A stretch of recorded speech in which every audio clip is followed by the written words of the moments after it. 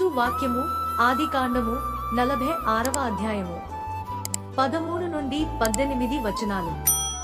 ఇస్సాఖారు కుమారులైన తోలా పువ్వా యోబు షిమ్రోను.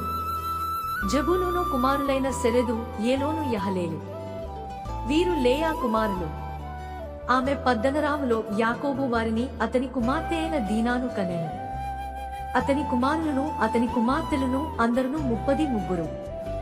గాదు కుమారులైన సిప్యోను హగ్గీ షూని ఎస్బోను ఏరి ఆరోది అరేలి.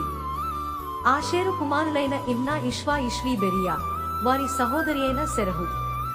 ఆ బెరియా కుమారులైన హెబెరు మల్కియేలు. లాబాను తన కుమార్తె అయిన లేయాకిచ్చిన జిల్పా కుమారులు వీరే. ఆమె ఈ 16 మందిని యాకోబునకు కనెను.